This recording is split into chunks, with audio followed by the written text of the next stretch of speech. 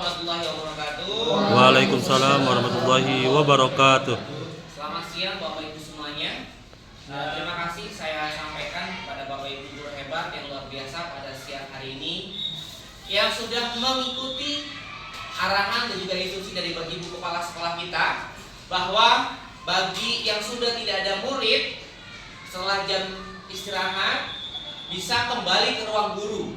Dan alhamdulillah Bapak Ibu guru yang hadir di ruang ini saya yakin langsung ada perubahan mengikuti arahan dari Ibu Kepala Sekolah. Jadi kalau sudah nggak ada murid di kelas langsung aja menuju ruang guru. Ya, untuk apa? Untuk kita bisa sharing refleksi kegiatan pembelajaran kita bersama. Terima kasih sekali lagi saya sampaikan kepada Bapak Ibu yang sudah hadir di ruangan ini. Yang lainnya yang tidak hadir ya mungkin sedang ada kegiatan di kelasnya masing-masing, membersihkan kelas ataupun yang lain ya. Tapi Bapak Ibu luar biasa, setiap hari Rabu kita berkomitmen untuk belajar. Dan Bapak Ibu yang hadir di ruangan ini alhamdulillah bisa duduk bareng, belajar bareng lagi di hari ini. Meskipun tidak ada flyer, tapi kalau setiap Rabu kita harus belajar. Apa yang kita pelajari? Ya sesuai dengan topik atau informasi yang kita dapat. Kemarin minggu lalu ada 3 orang guru dari sekolah kita yang mengikuti pelatihan bagaimana pembelajaran di kelas tinggi di abad 21. Saya ingin sekali mendengarkan pengimbasan ilmu yang didapat selama 1 minggu melaksanakan diklat. Ada Bu Okta, ada Pak Malik, ada Bu Fitri juga. Minggu depan kita akan mendengarkan sharing dari beliau. Khusus hari ini kesempatan bagi kami, saya khususnya untuk berbagi bagaimana pendaftaran guru penggerak di angkatan 10. Angkatan 10. Insya Allah mudah-mudahan semakin banyak guru penggerak di sekolah ini tentu semakin baik. Kenapa? Meskipun sekolah kita bukan sekolah penggerak, tetapi gurunya harus tetap bergerak dan lebih banyak lagi penggeraknya. Seperti moto dari guru penggerak adalah tergerak, bergerak, dan menggerakkan. Bapak Ibu yang ada di ruangan ini alhamdulillah sudah tergerak hatinya. Tinggal bergerak melakukan aksi dan menggerakkan putra-putrinya, lingkungan belajarnya, ekosistem pembelajarannya untuk lebih baik lagi. Nah, bagaimana sesi serial ini? Pastinya ada 3 bagian Bapak Ibu. Yang pertama secara teknis pendaftaran, yang kedua nanti cara pengisian esai, terus simulasi mengajar, dan yang ketiga adalah wawancara. Itu yang akan menjadi topik hari ini. Insya Allah 1 orang waktunya 10 menit, jadi 30 menit selesai. Jam 3 insya Allah sudah selesai. Mudah-mudahan. Oke, kita mulai yang pertama dari secara administrasi atau teknik pendaftaran guru penggerak. Secara kualifikasi memang guru penggerak ini syaratnya yang pertama adalah sudah menjadi guru dan terdaftar di SIM PKB kurang lebih 5 tahun. 5 tahun. Yang belum 5 tahun, saya belum 5 tahun, saya nggak perlu daftar. Ngapain saya daftar? Ya, ilmunya boleh didapat dulu. Nanti kalau udah 5 tahun sudah siap. Yang kedua, usianya tidak lebih dari 50 tahun. Saya kan sudah 50 tahun. Buat apa saya juga daftar? Kita juga nggak bisa, betul. Yang umurnya sudah 50 tahun itu tidak bisa. Bisanya apa? Ikut daftar PP, pengajar praktik namanya. Kalau pengajar praktik itu usianya tidak dibatasi, minimal 2 tahun sebelum pensiun itu masih bisa daftar pengajar praktik. Seperti itu. Nah, yang ketiga adalah tentunya selain udah 5 tahun mengajar, tidak menutup kemungkinan bagi Bapak Ibu guru honorer, KI, P3K atau PNS status apapun bisa daftar asal sudah 5 tahun. Begitu. Untuk teknisnya, Bapak Ibu kan sudah menggunakan email belajar ID ya, dan sudah punya SIM PKB-nya mungkin. Silakan masuk di SIM PKB-nya. Login awal SIM PKB begitu. Nanti login awal SIM PKB-nya kan mungkin seperti ini. GTK belajar Bapak Ibu semuanya. Kemudian masuk di akun guru penggerak atau kalau di akun pribadinya di sini ada titik 9. Loading, ya nggak apa-apa. Mana? Nah, ini dia. Nah, ini titik 9 misalnya guru penggerak isinya. Pilih, coba dikit. Nah, banyak sekali pelatihan-pelatihan yang bisa kita lakukan, ikuti di sana. Mulai dari pendidikan profesi guru, PPG, pendidikan guru penggerak, sekolah penggerak, organisasi penggerak. Nah, kita fokus di guru penggeraknya saja. bikin guru penggerak, maka akan masuk ke lamannya guru penggerak seperti ini. Tampilan pertamanya itu ada notifikasi apakah memilih mendaftar sebagai CGP atau sebagai PP. Pastikan Bapak Ibu itu memilih dengan benar. Kenapa? Tidak akan klik. Pengalaman dari teman sebelumnya, dia pengen daftar CGP, tapi yang diklik PP. Kenapa? Kalau PP itu seleksinya lebih ketat Bapak Ibu. Kenapa? Satu PP itu membawai kurang lebih 5 sampai 7 CGP. Jadi pendampingnya dari CGP itu PP. Sehingga kuotanya lebih sedikit. Tahun ini kuota untuk CGP cukup banyak. Tahun lalu di angkatan 7, angkatan saya, itu dari pendaftar 250 ribuan orang di Indonesia, yang lolos memang hanya 18.000. Kurang dari 10% yang lolos. Nah, untuk di tahun ini angkatan 10 memang cukup banyak kuotanya. Bisa sampai 2 kali lipat dari angkatan 7, yaitu kurang lebih 50.000. Jadi kemungkinan diterimanya lebih besar lagi Bapak. Lanjut, apa yang dilakukan? Tentunya di sini ada 2 poin utamanya, yaitu mengisi CV, kurikulum vitae, dan juga mengisi esai. Tandanya kok beda, ada abu-abu, ada hijau. Kalau ada abu-abu berarti belum selesai. Tapi kalau yang sudah centang hijau berarti sudah selesai. Berarti Bu Amalina sudah selesai nih esai ini. Bu Amalina sudah selesai. Tapi CV-nya belum. Bisa diklik CV-nya Bu? Apa-apa, aman. Kita sharing aja, tenang aja. Di CV ada, nah, tahu. Nih, cara mengisi pelajarannya seperti apa? Seperti apa? Ada 2 kotak, yang sebelah kiri untuk mengisi CV, yang sebelah kanan untuk mengisi esai. Nah, kita isi yang CV-nya dulu Bapak Ibu yang pertama. Kalau langsung 2 boleh nggak? Boleh. Yang kedua kayak Bu yang ini, saya ngisi esainya dulu deh. Mantap. Tapi CV-nya belum. Gak apa-apa. Silakan CV dulu deh Bu Amalina. Aman. Saya udah 3 kali jambal ini. Taruh dulu, jangan dulu. Taruh dulu. Boleh kerjakan ada notifikasi. Boleh kerjakan CV. Nah, di sini ada notifikasi Bapak Ibu. Ada 5 notifikasi yang pentingnya.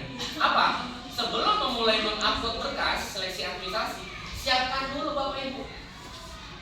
File-filenya yang harus disiapkan apa saja? Ada KTP, surat dukungan kepala sekolah, dan juga surat rekomendasi sebagai calon guru penggerak. KTP udah punya lah masing-masing. Surat rekomendasi, surat dukungan kepala sekolah nanti bisa sama Pak Agus bikinin. Terus surat rekomendasi calon guru penggerak, ini rekomendasi tidak harus dari kepala sekolah. Dari teman-teman nggak apa-apa. Apalagi dari teman yang sudah kenalnya lama, justru itu rekomendasinya lebih baik lagi. Saya kemarin minta rekomendasi dari Pak Khalid kalau saya jujur. Saya ke Pak Khalid, cek rumahnya. Pak Khalid saya mau guru penggerak. Tolong diizin Pak ya, kasih dukungan di sini. Alhamdulillah. Kenapa? Karena menurut saya yang paling kenal lama dengan Bapak Ibu di sini, Pak Khalid.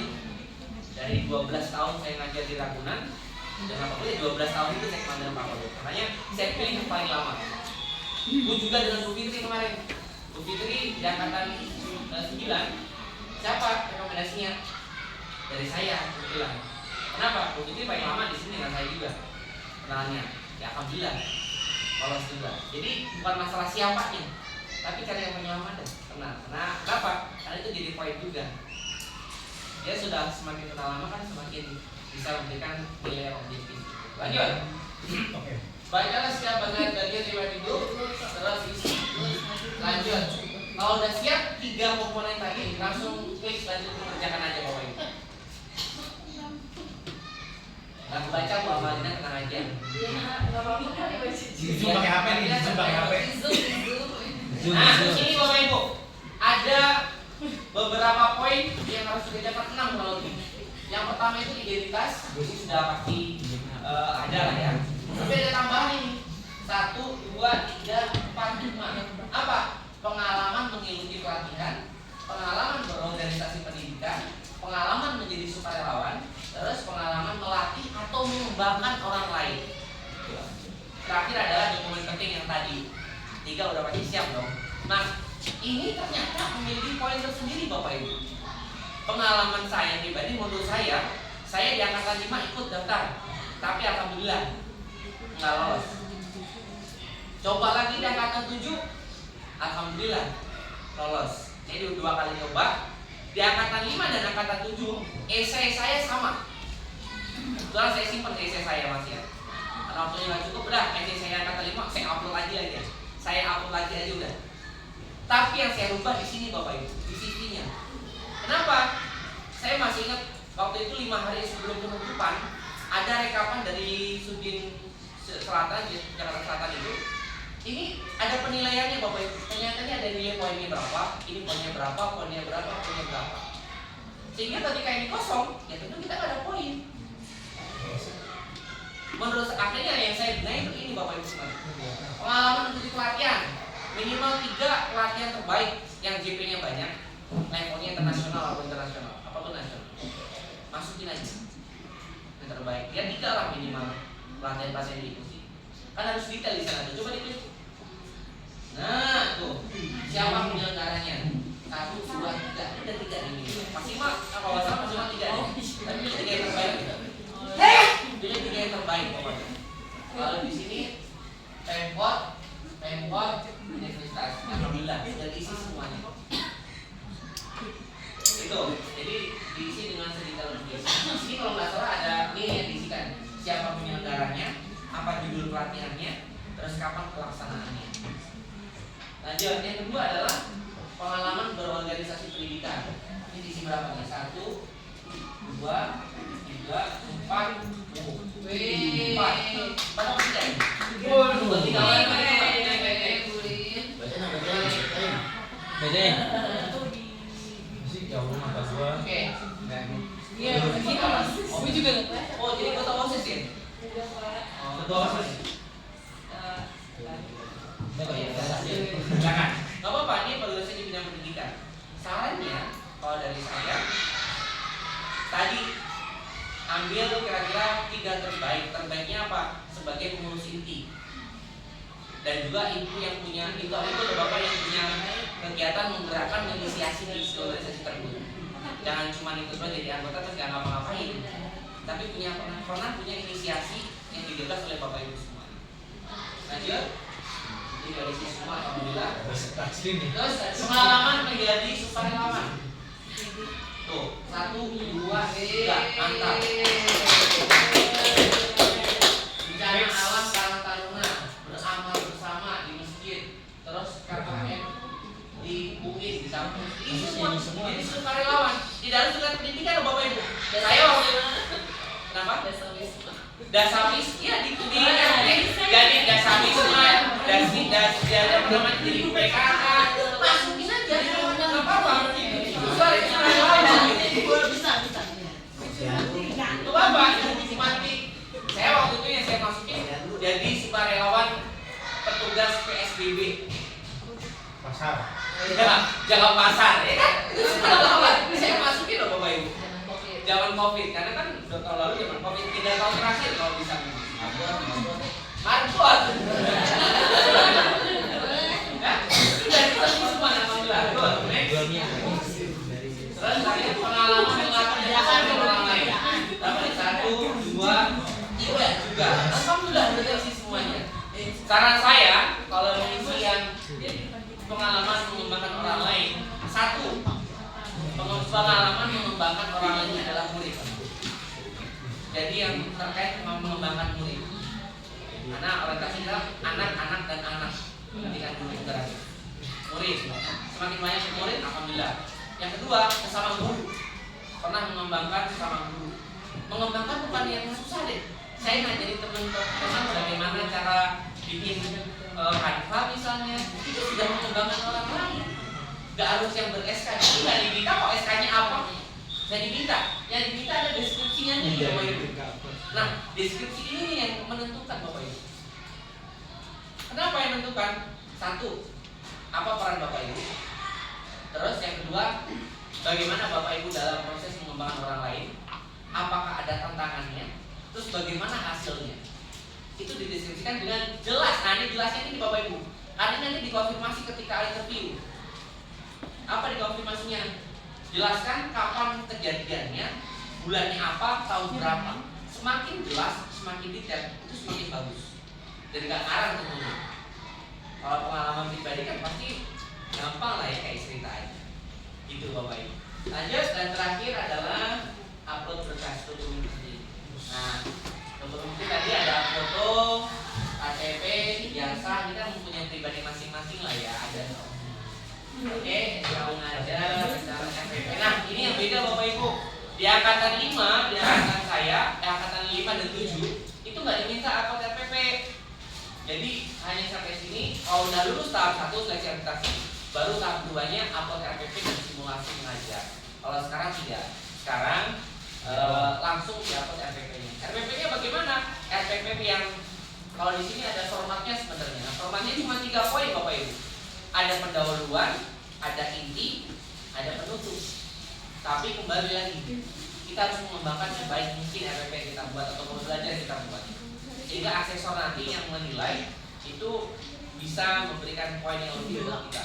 Semakin lengkap perangkat modul ajaran RPP kita, nanti itu RPP-nya tentunya akan semakin baik. Dan RPP ini RPP yang utuh, jangan sepotong-potong, tapi harus disampaikan dalam waktu 10 menit. Bapak Ibu harus masing aja sebelum nanti akan bagaimana tips and triknya dalam mengajar, masing mengajar akan ada teman saya yang akan berbagi tipsnya. Oke, itu terkait upload berkas atau mengisi CV dari saya. Kembali ke tadi Bu ya sebelumnya. Nah, itu terkait upload berkasnya atau mengisi CV. Nah, bagaimana cara mengisi esainya akan dijelaskan oleh teman saya Ibu Okta. Kepada Bu Okta kami persilakan.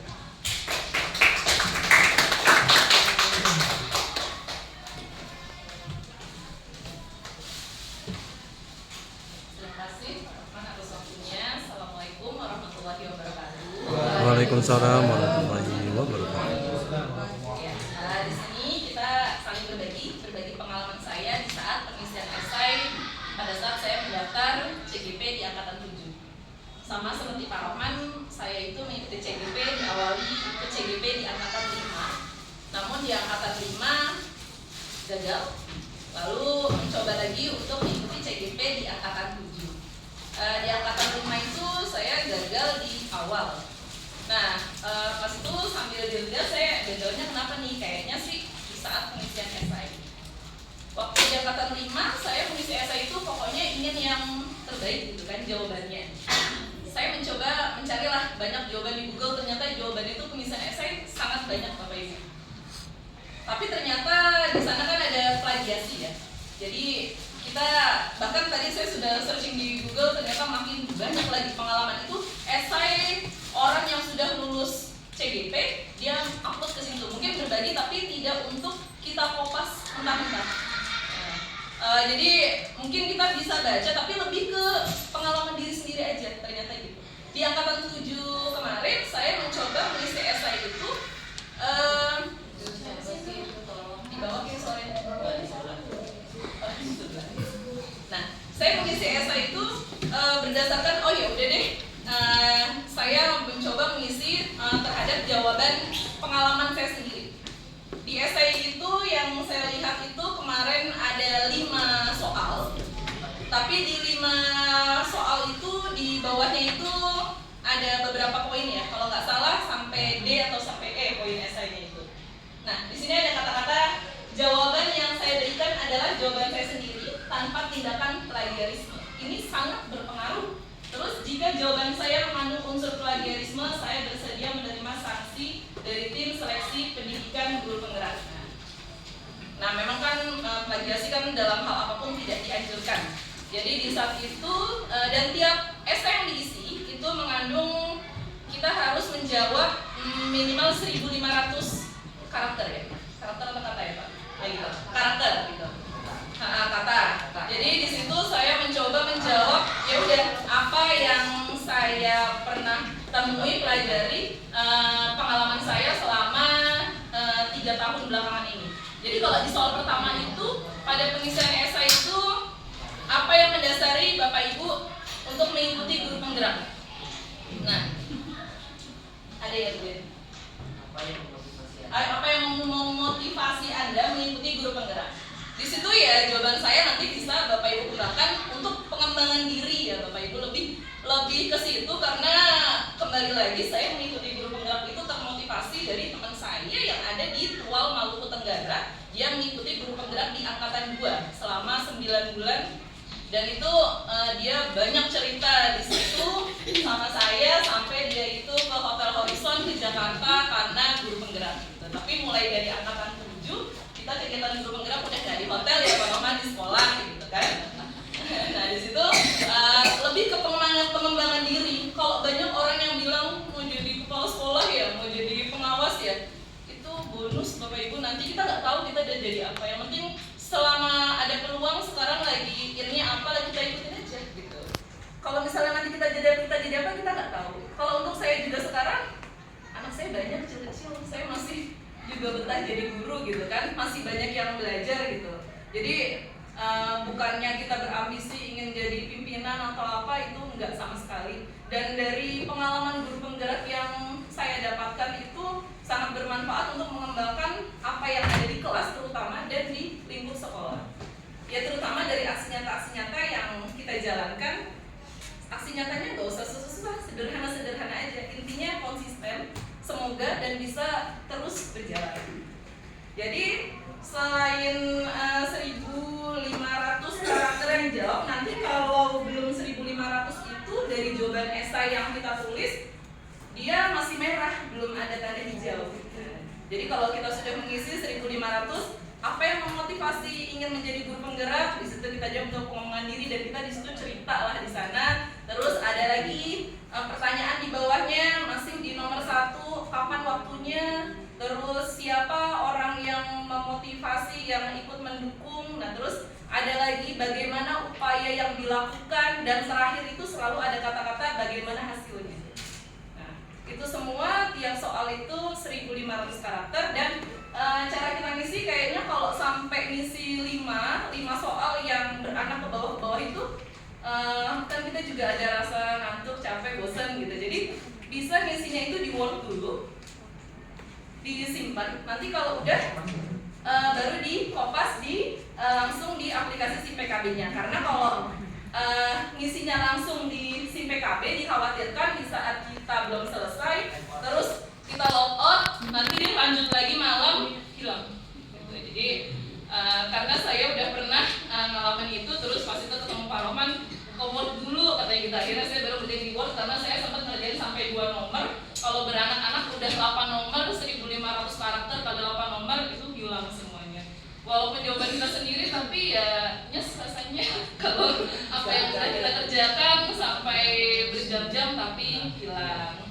Ya itu aja sih. Nah selebihnya ya saya ini sekali lagi untuk jawablah apa adanya sesuai pengalaman Bapak Ibu, karena ini jawabannya sih tentang pengalaman kita selama mengajar, terus pengembangan apa yang sudah pernah kita berikan untuk sekolah. Nah itu sama lagi di bawahnya upaya yang dilakukan, siapa pihak-pihak yang ikut berperan di dalamnya, dan yang terakhir hasilnya seperti apa. Nah di situ semua akan dijabarkan dan kapan waktunya. Jadi flashback Bapak Ibu untuk mengingat-ingat kapan ya kejadiannya dari situ. Itu aja sih dari saya. Nanti kalau ada yang kurang bisa ditambahkan oleh Bu Yus dan Pak Rohman. Semoga Bapak Ibu semua yang mendaftar di CGP Angkatan 10 ini bisa lolos sampai benar-benar jadi CGP, lolos tahap 1, lolos tahap 2. Dan saya sih sangat berharap Bapak Ibu yang sudah ada peluang di SIM PKB-nya sudah keluar untuk sudah bisa mengikuti, tolong diikuti, karena di sini pun saya dengar dari teman-teman saya pun ada yang belum bisa, di SIM PKB-nya belum ada, tapi kemauannya itu udah ada banget. Jadi kalau udah ada jangan disia-siakan, karena yang belum ada muncul di SIM PKB aja mau banget. Kalau ada yang bilang capek, orang nge-zoom terus, nugas mulu, ya itulah selama kita masih produktif, kita mau belajar, karena kita aja nyuruh murid kita belajar terus, kenapa kita sebagai pendidik enggak gitu kan. Walaupun saya tahu saya juga seorang ibu rumah tangga, banyak kerjaan, banyak tugas, belum lagi yang lebih lagi yang rumahnya jauh dan lain-lain. Tapi yuk kita lakukan pengembangan diri buat sekolah kita, apalagi sekolah kita sangat terkenal ya. Jadi apalagi kalau banyak guru penggeraknya makin banyak, makin bagus lagi ya Pak Rohman Soleha ya. Ya, itu aja. Sekian dari saya. Mohon maaf jika ada salah kata. Wassalamualaikum warahmatullahi wabarakatuh.